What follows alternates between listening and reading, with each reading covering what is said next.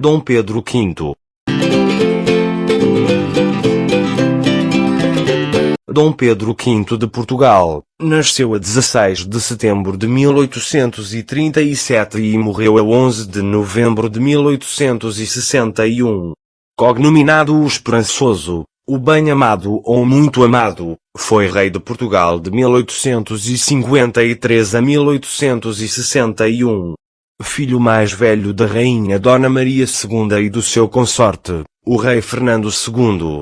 Embora muito jovem a quando a sua ascensão ao trono português, com apenas 16 anos, foi considerado por muitos como um monarca exemplar, que reconciliou o povo com a casa real, após o reinado da sua mãe ter sido fruto de uma guerra civil vencida.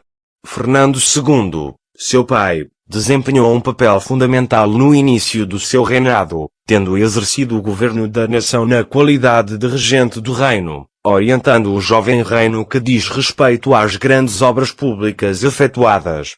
Dom Pedro V é frequentemente descrito como um monarca com valores sociais bem presentes, em parte devido à sua educação, que inclui o trabalho junto das comunidades e um vasto conhecimento do continente europeu.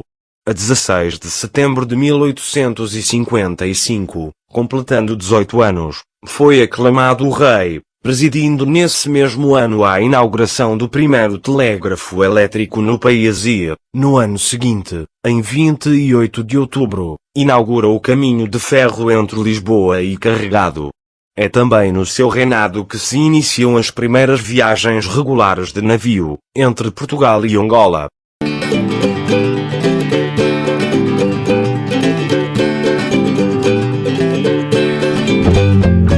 Dedicou-se com afinco ao governo do país, estudando com minúcia as deliberações governamentais propostas. Criou ainda o Curso Superior de Letras, em 1859, que subsidiou do seu bolso, com um donativo de 91 contos de réis. Nesse mesmo ano é introduzido o sistema métrico em Portugal. Dom Pedro V foi um defensor acérrimo da abolição da escravatura e data do seu reinado um episódio que atesta a convicção do monarca nessa matéria e que simultaneamente demonstra a fragilidade de Portugal perante as grandes potências europeias. Junto à costa de Moçambique é apresado um navio negreiro francês, tendo o seu comandante sido preso. O governo de França não só exigiu a libertação do navio, bem como uma avultada indenização ao governo português.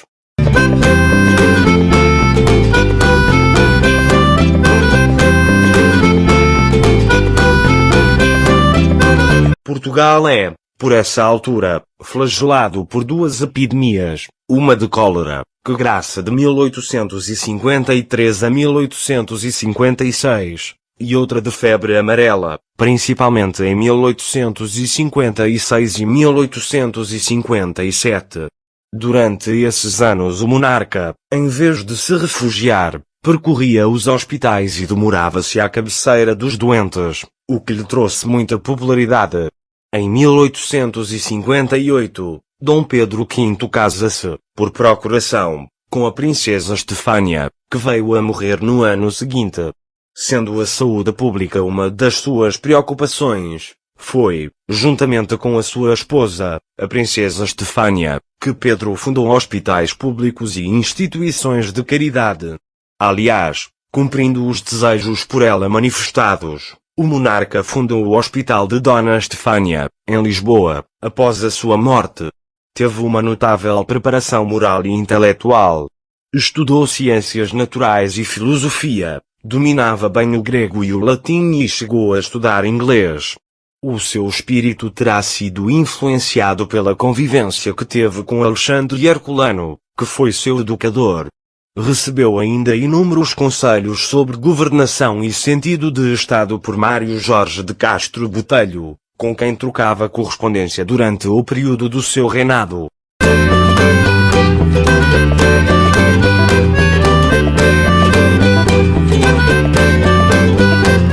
Reconhecido príncipe real e sucessor da coroa de Portugal pelas Cortes Gerais Extraordinárias e Constituintes, em sessão de 26 de janeiro de 1838, Sucede a sua mãe em novembro de 1853. Até à sua maioridade governa seu pai como regente.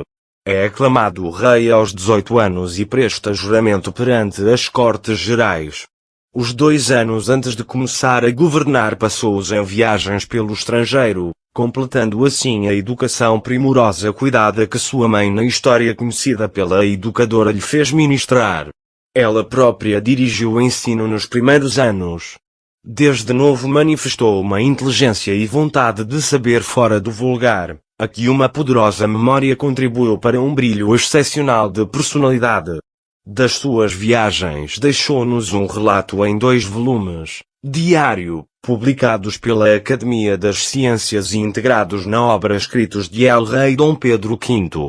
O diário tem um grande interesse para o estudo da figura humana do rei e para o conhecimento da Europa sua contemporânea. Dedicou a sua vida ao progresso e ao bem-estar do país, apesar de atormentado pelos contínuos flagelos de ordem pública e particular, as epidemias, as grandes inundações, a morte da esposa, a sombra militante de Saldanha. Mesmo assim consegue dar novo ritmo à vida portuguesa mercê do seu espírito liberal e progressista que tem de lutar com o tradicional reaccionarismo nacional. Dedica grande parte do tempo aos problemas da educação, que considera fundamental para que se note a mínima parcela de progresso, os assuntos relacionados com a indústria, a agricultura, os melhoramentos públicos, a política internacional, preocupam-no a todo o instante.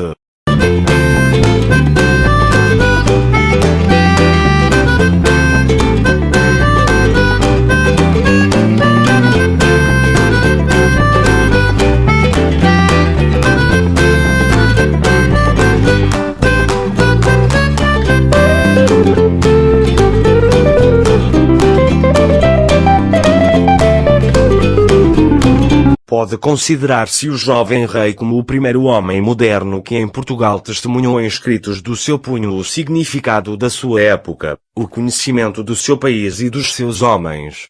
Morto prematuramente, apenas com 24 anos, a sua morte enlutou verdadeiramente o reino. Bulhão Pato diz: "Foi a primeira vez que vi Alexandre Herculano chorar como uma criança."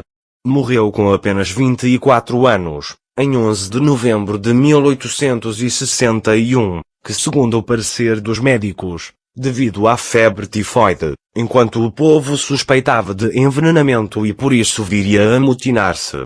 Sua morte provocou uma enorme tristeza em todos os quadrantes da sociedade.